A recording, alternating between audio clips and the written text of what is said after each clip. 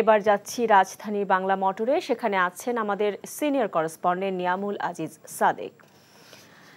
সাদেক, আজ থেকে তো ৩ দিনের সরকারি ছুটি ঘোষণা করা হয়েছে, তো রাজপথে নগরবাসীর কোনো উপস্থিতি কি লক্ষ্য করছেন আপনি আমাদের জানাবেন।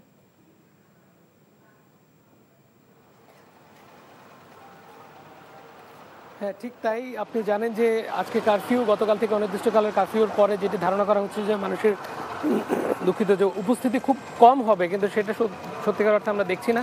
আমরা দেখছি যে প্রায় যে নিম্ন আয়ের যে মানুষ আছেন তারা কিন্তু এখানে রাস্তায় নেমেছেন।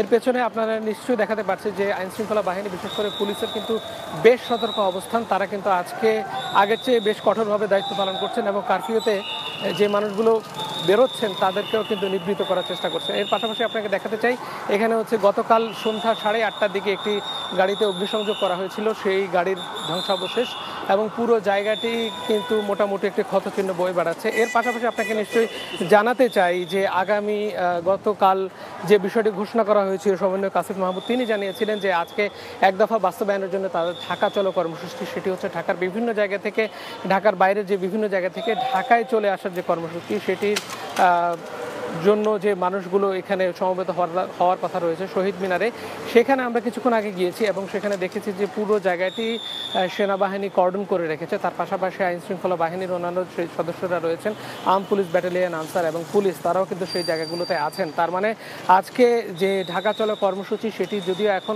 শুরু হয়, তাদের 11টায় শুরু হওয়ার কথা, তখন দেখা যাবে যে আসলে তারা ঢাকায় অবস্থান নিতে পারেন কিনা, যদিও তারা সেটা প্রত্যাখ্যান করেছেন এই কারফিউ। জানছিলাম রাজধানীর পরিস্থিতি।